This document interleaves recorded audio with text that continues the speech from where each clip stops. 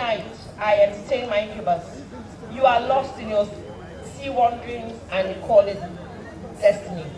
I am not the stay-at-home you think I am. Think of the women of Abeokuta. I am the weaver. I dyed the sea and dipped a bark cloth in it, having mapped out the tapestry, every bed toss of sea fever in your circuitous homecoming. I inserted you and the other members of the menagerie into the design of a certain tale that will be retold whenever any beaten sailor returns home after severe madness. Good evening, ladies and gentlemen. This is a response to both Joyce and Soyinka. Soyinka remembered Joyce during his incarceration during the Civil War. He was one of the authors that kept that writer company in prison. And it is interesting that of all the writers that he must have read and taught, it was Joyce that inspired him to do this. So the title of this poem is Genera. Stately as sunrise, sentience saunters in as light to newborn eyes, as music to new ears and company to the lonely and constrained. The face that forms on waking is a wonder, as of a child's to a mother, mother's to child, both faces bare, but for the diaphanous masks of warm recognition, intent on reading the faintest lines from the beloved. The young learn the dialects of distance and of pain, and of the paradox that haunts the lonely writer, reaching out through time and worlds to touch moons and stars as yet unknown to humankind, with Mulligan of Mulligan and the Mulligan. Food for the mind, best with mulled mind wine, offered from the forgotten beach houses and alcoves to a world in need of covids and turtle doves. The theme of this evening's Shimsha is taken from the theme of the festival. Hope is a stubborn thing. And I think that that's something that living in this country that we can really relate to. One of my favorite poems is Emily Dickinson. Hope is a thing with feathers. And now I want us to think about how hope rises, how it has a life of its own, how hope was the thing that was left in the box when Pandora opened it.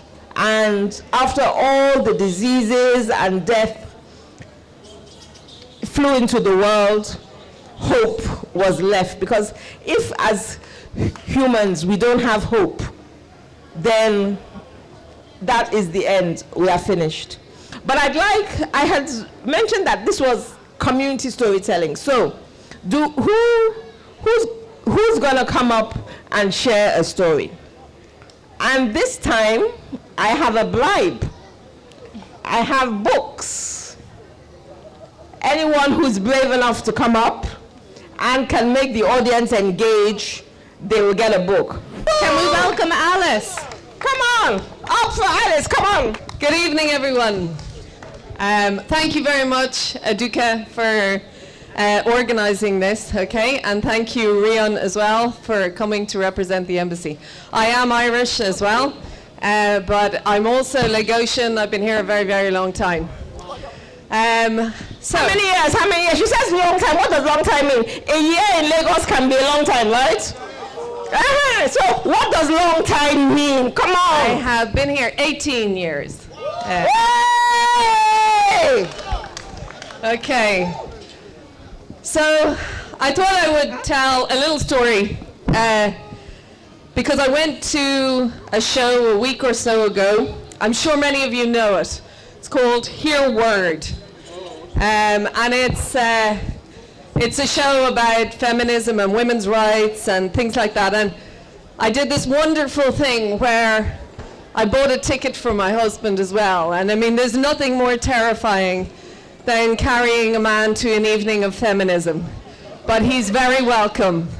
And he actually really enjoyed it. And what he said to me was, at the end of it, after watching the performance and listening to the women, he turned around and he looked at me and he said, "You really can never get it right, can you?" I said, "No, we can't. We will never." But it makes me think of my mother. And it makes me think of mothers everywhere, because women will never get it right, but mothers, for sure, they're not going to get it right, okay? They're always going to be on the wrong side. Because we're talking about community storytelling, I'll tell one of the stories I was told as a child about community. As we know, our folk tales usually try to explain nature sometimes, even though the children of this generation ask questions that make those stories sound silly. It's a story of why we eat chicken. As I was told, in the olden days, long time ago, humans could just catch any animal and just eat it up. The animals didn't like it, so they formed a congress and they went to the humans and said, "Oh, you have to stop eating, you have to stop just eating any one of us." And the humans said, "Okay, so you go do a meeting, donate one of your family members, one of your members, and then that's just the family that will take meat from." Now, on the day when they were to do the election, to pick what animal would become meat for humans, the chicken refused to attend the meeting. And he said, "Oh, whatever you people agree to at that meeting, whatever you discuss, I agree." And the other animals kept on warning, "Are you not coming?" The chicken said, "No, whatever you people discuss, I agree. I don't want to waste my time there." And so that is how they went for the meeting, and it was decided that chicken will be handed over to humans, and that's why we eat more of chicken than other humans. That should deserve a book. That should deserve a book. That should deserve a book. Yes, okay, I'm actually a book for you. Thank you. Hey! Good evening, everyone. This evening I would like to share a poem or two inspired by true events, true events that happened in my house. One is about a particular Sunday afternoon when I was trying to get some rest, and my daughter, who was 2 years old then, wouldn't let me because she wanted attention. She just wanted to play and, run around the house. So it is titled With My Daughter on a Sunday Afternoon. Trying to get some sleep on a Sunday afternoon is an impossible task when you are a father to a boisterous little girl. Exactly. The three-seater is never big enough for the two of you to lie on, and the living room bursts at the seams, overcome by our playfulness. She runs around as if to cure our boredom. She climbs the three-seater and sits on my stomach, lifting and landing her bum till my intestines cry foul. She reaches for my face, planting a deep kiss on my lips, and then grabs my bald head, clawing deep into it with her talon-shaped fingernails. "Stop hurting, Daddy," I exclaim as the pain runs down my spine. I have not been raising a little terrorist for the past 18 months. Or have I? Daddy needs to get some sleep. She stops and places her right palm on my lips. Then she lets out a boisterous laugh and starts the drama all over again. The second poem is titled Living Memories. It was inspired by one of those restless nights I had. I couldn't get sufficient sleep, and I was awake just thinking about nothing in particular when the scene that was before me then inspired this particular poem. Some nights are made for memories, The oscillating fan blows them in your face, and they travel even deeper into your wandering mind. You find it hard to sleep even when you close your eyes. Your mind wanders off into the dark green forest of memories you made with your lover. The twinkling light from the night insect reminds you of our eyes and how they sultrily pierce into you, melting your Jericho without lifting a finger and deciphering your innermost intentions. Tonight, she is asleep, snoring lightly on a bed in which you etched far deeper memories into each other. The bed sheet is a diary in itself, and the neatly folded blue blanket by her left arm reminds you of the days she wept from so much loving. She tells you this every time. Humans are made of emotions, and each loving feeling touches the senses in a way no other can. Each moment of love experienced makes the pain called living more bearable.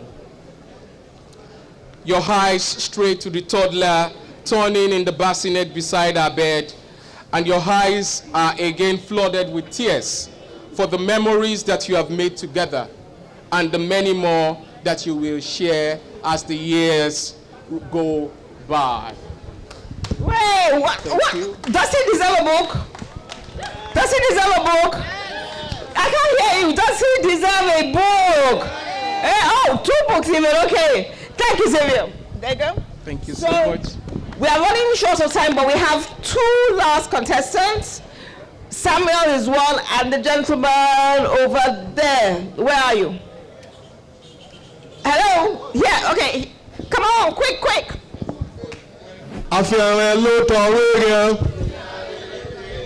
God bless you.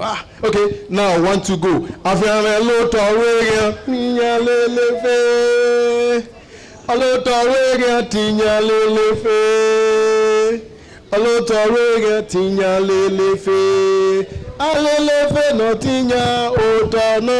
Now there was this bird, so arrogant and proud.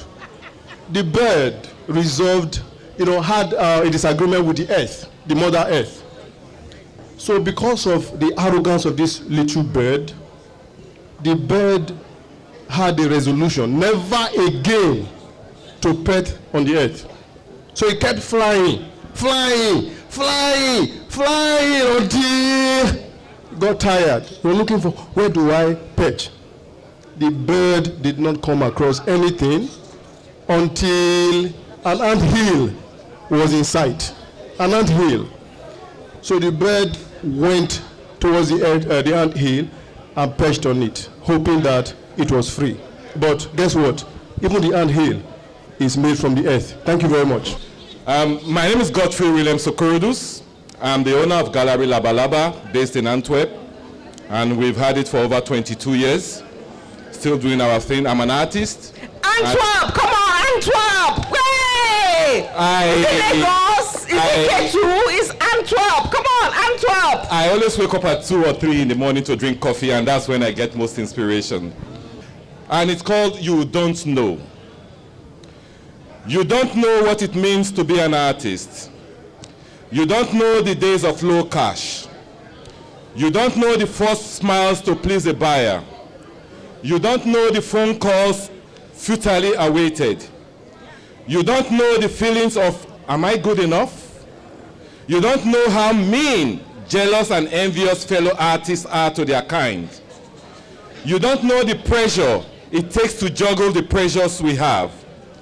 You don't know the feel of almost godlike, because we are creatures we create, unique, spiritual, philosophical, and free. You just don't know what it means to be an artist. Dedicated to all artists. Don't falter, don't bother, because we are special. Thank you. I told you earlier that there are 10 poems, 5 Nigerian poets and 5 Irish poets in the book. So we've heard 2 of the Nigerian poems, and now I'm going to ask Rhian to read one of the Irish poems. Thank you, Aduke. So yes, as she said, there's a collection of 5 Irish poets who have also responded to Soyinka's poem. So I'm going to read the first one that features in the book, which is called Pearl by Katie Donovan. Carry me along, Taddy, like you have done through the toy fair. Hello, can we have some silence, please?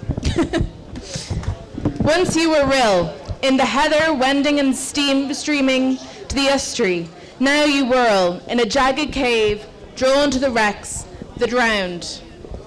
Come ashore, we will wade rock pools, gather shells, sprawl on warm granite with cormorants sleeping in the good air, our toes bathed in salt. My daughter, can you hear me? I won't let you fall. We will scan the island for distant goats, your keen eyes roving to the squat lighthouse, to the grim boulders, to the mulligans. I will buy you ice cream. My one, my golden one, my pearl, come home to me.